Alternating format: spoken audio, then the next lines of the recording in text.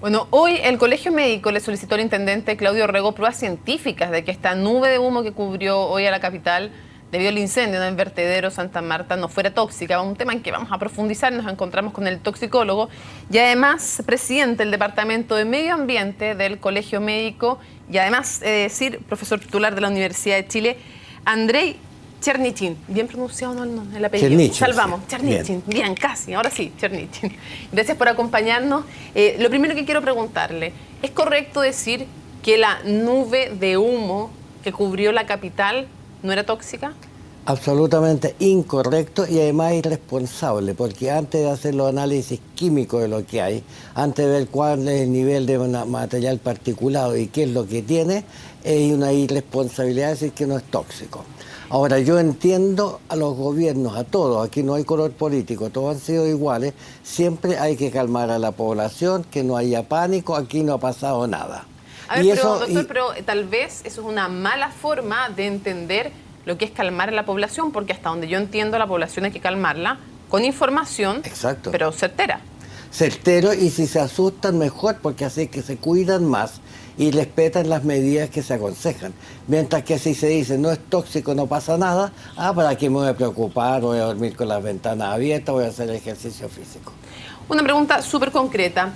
Cuando se ocurre un incendio como el que vimos hoy, o cualquiera, ¿qué exámenes en concreto que le puede explicar a la gente se toman a la calidad del aire? Yo no sé si en cualquier lugar o tiene que ser cerca del lugar del incendio, para determinar si lo que se está quemando finalmente produce elementos tóxicos o no para la salud, dañinos para la salud. Bueno, en Chile se mide solamente la cantidad de gases, óxido de nitrógeno, óxido del azufre, se mide monóxido de carbono, no se mide, en gases no se mide más, el ozono no se produce ahí, se produce después, y se mide en la calidad del aire en material particulado. Pero estamos hablando de las estaciones de monitoreo tradicionales. Las tradicionales. No, yo le pregunto, para ir a un lugar y saber si el humo que está emanando desde ese incendio es tóxico o no, ¿qué tipos de exámenes existen?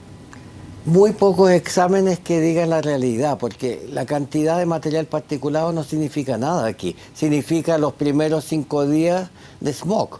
No hablan de la toxicidad. No, pero de un si incendio. las partículas tienen dioxina, hay que medir dioxina. Nosotros fuimos a medir hace poco dioxina, nos costó re harto medir AOX, que es la suma de todos los compuestos clorados, y lo miden en una parte en Chile, solamente en Concepción, y se demoran un mes. ¿Un mes? Un mes.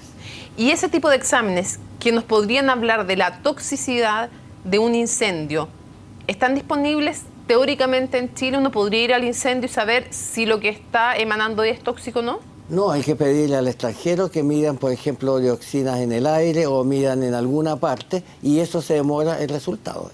Por lo tanto, usted me dice que hoy día, cuando se afirma que una nube no es tóxica, ¿se afirma sin ningún examen ni base científica? Sin ninguna base científica. Ahora, si se analiza qué es lo que se quema, de ahí uno puede sacar conclusiones qué es lo que sale. ¿Y qué es lo que se estaba quemando en el vertedero de Santa Marta y qué hipótesis podríamos hacer respecto de si era tóxico o no? Bueno, en primer lugar, esto no es un incendio común, porque cuando se quema una habitación, una casa, es principalmente madera, papel, y hay poca materia orgánica, hay poco plástico, por lo tanto, generalmente se produce el mismo tipo de contaminación, que también tiene toxicidad, pero muchísimo menos. Y si esto lo multiplicamos por 100 o por 1000, porque esto es un gran incendio, debería tener relativamente poca toxicidad un incendio de esa naturaleza. Y además el humo debería ascender más porque el calor es alto.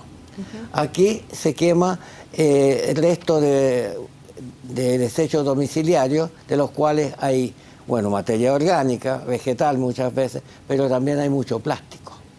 Y el plástico, esas moléculas de plástico tienen cloro y tienen algunos metales pesados. Y si hay cloro, al quemarse eso produce dioxinas. Ahora, y eso sí es tóxico, y eso es muy menciona. tóxico.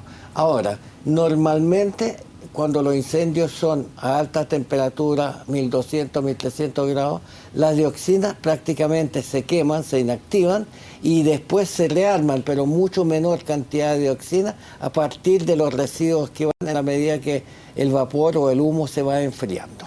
Se hablaba también de que en el vertedero podían haber desechos médicos, tóxicos también. ¿Eso es efectivo? Es efectivo. Al principio, hoy día en la mañana no lo sabía, pero me lo confirmaron de varias fuentes que tienen autorización para recibir y los reciben desechos hospitalarios. ¿Qué hay ahí? Hay medicamentos vencidos y la mayoría de los medicamentos tienen su molécula o cloro o bromo.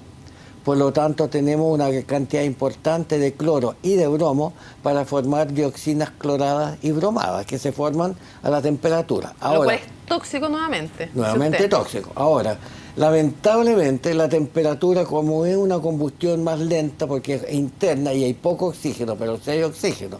Si no hubiera nada de oxígeno anaeróbico no habría ninguna combustión. Un segundo error sería entonces calificar de anaeróbico, un incendio. Claro, se llaman anaeróbicos a las bacterias que no necesitan oxígeno en su metabolismo, o sea, tienen un metabolismo poco energético y esas son bacterias anaeróbicas. Pero no y se mueren. existe un incendio anaeróbico. No existe. ¿No podría ser? No, siempre hay alguna cantidad de oxígeno porque no se hay oxidación. Ahora, puede haber una reacción química lenta que suba algo de temperatura, sin fuego, sin llama, eso no es un incendio y si sale a la superficie no se inflama.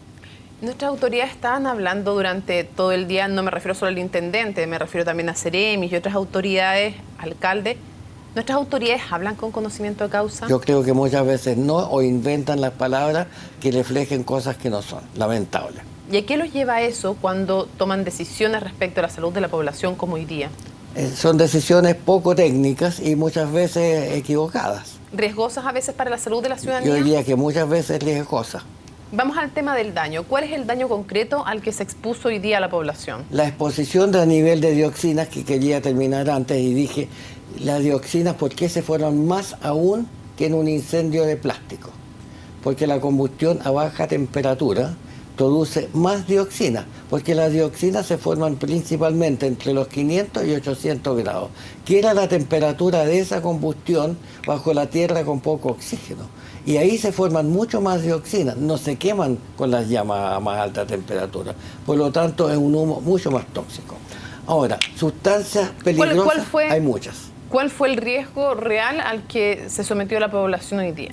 El riesgo inicial es poco. Es de como una contaminación alta, van a morir algunas personas por materia, igual que las emergencias o las preemergencias, van a haber enfermedades infecciosas respiratorias bajas, en algunos días más, no es inmediato, pero eso pasando el problema se pasa y los que no se murieron o no tuvieron un infarto, la mayoría va a pasar de largo y se va a olvidar y no va a tener ninguna secuela, excepto los muy pequeños, los fetos entre 6 meses y 9 meses de embarazo, de gestación, y después los niños entre el nacimiento y los 2 años aproximadamente son extremadamente sensibles y a dosis mucho más bajas que no producen efecto en los adultos. ¿Qué riesgo corrieron los fetos en gestación de hasta 6 meses, me decía usted? No, desde los 6 hasta los 9 Perfecto. meses. ¿Qué riesgo corrieron los fetos en gestación de 6 a 9 meses y los niños hasta 2 años? Se produce un fenómeno del imprinting epigenético. ¿Qué es eso?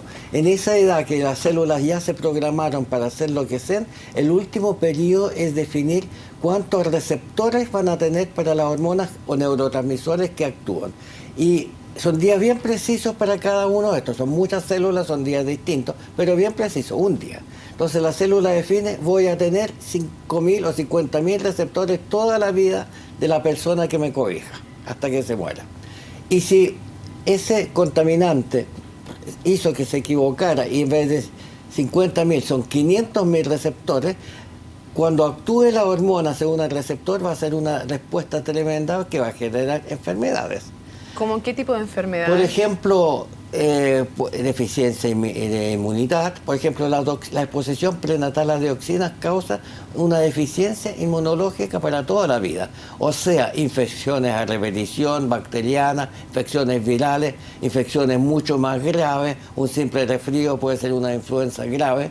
Doctor, pero es muy grave lo que usted me está diciendo. Usted me está diciendo que hoy día, al no evacuar de la zona del incendio a mujeres que tuvieran en su vientre fetos en gestación de entre 6 y 9 meses y al no sacar también a los niños de hasta 2 años, ¿Se les expuso a daños severos en su salud de manera permanente? Claro, el daño es severo. Ahora, no en todas las personas. A un riesgo de daño al menos. Claro, pero... Severo y permanente. Claro, y permanente, y hay varios más. O sea, el riesgo de deficiencia intelectual relativa, o sea, fracasos escolares, el riesgo de problemas respiratorios o muerte por bronquiectasia entre los 30 y 50 años, una feminización morfológica y conductual de fetos masculinos sometidos a esta condición, y riesgo de desarrollar algún porcentaje de la población hipotiroidismo. Y hay una sospecha, pero yo todavía creo que no sea, la evidencia experimental no lo demuestra 100%, pero apunta a eso, que sea un factor de producción de diabetes más largo en la vida. Me imagino que usted discrepa entonces de la afirmación de que la mejor forma de medir la toxicidad de este incendio sea la red de monitoreo de la calidad del aire. Exactamente, porque muestra cuántas partículas hay, y puede haber muy pocas, pero puede ser muy tóxica. O sea, ¿no qué tipo de partículas hay? Hay que ver la concentración en cada partícula. Todas las partículas tienen carbón, tienen lo que aparece en todos los incendios, pero además tiene componentes tóxicos, muchos o pocos, y eso no lo han medido. ¿Cuánto tiempo, porque estuvimos analizando largamente con usted respecto a lo que usted sostiene que pueden ser los daños permanentes, el riesgo de daño permanente al que se expuso a los fetos en gestación entre 6 y 9 meses y a los niños hasta 2 años? Sí. La pregunta es, ¿cuánto tiempo de exposición a un incendio de estas características produce ese riesgo de potencial daño permanente? El riesgo depende de la dosis, si está cerca o está lejos. El tiempo de exposición depende, también ayuda, mientras más tiempo se acumula más dioxina y por lo tanto la dosis es mayor, pero el efecto se produce en un día o a lo mejor en pocas horas.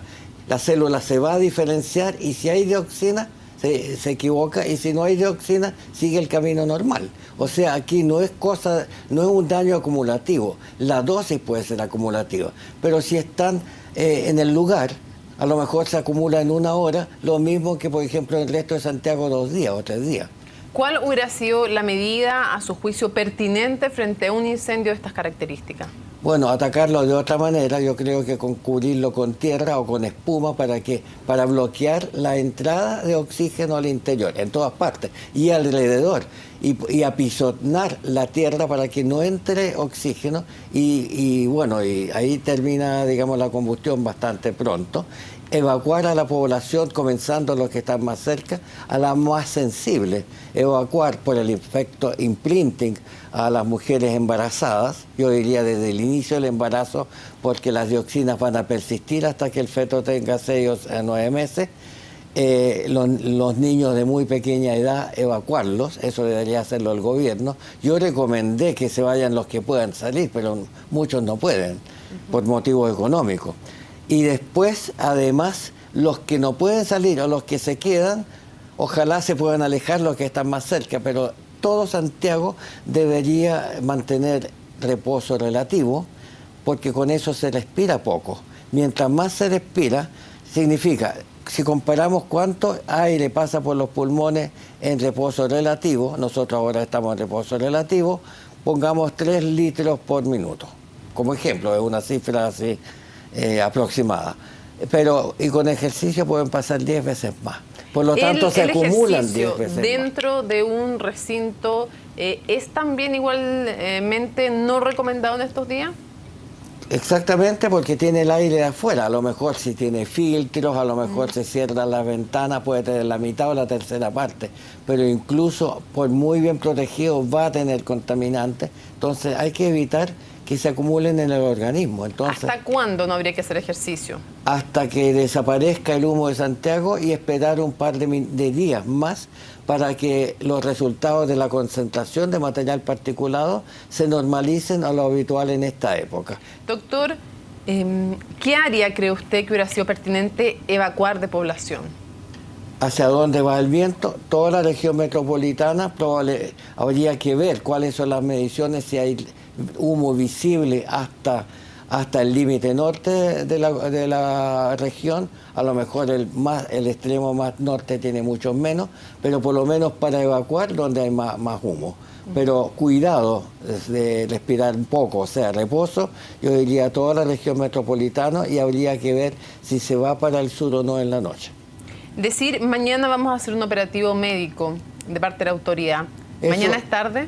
Mañana es tarde y además el operativo médico ¿para qué sirve? Para los efectos agudos, si hay un anciano que tiene un problema cardíaco y se siente mal para que se lo hospitalice, para eso sirve. Pero para la prevención del daño en niños pequeños, mujeres embarazadas, no sirve de nada. ¿Cómo califica usted la actuación, para ir cerrando, cómo califica usted la actuación de la autoridad hoy día frente a esta emergencia? Irresponsable y con una gran ignorancia detrás. Doctor, muchísimas gracias por habernos acompañado en CNN. Que esté muy bien. Hacemos una pausa y regresamos.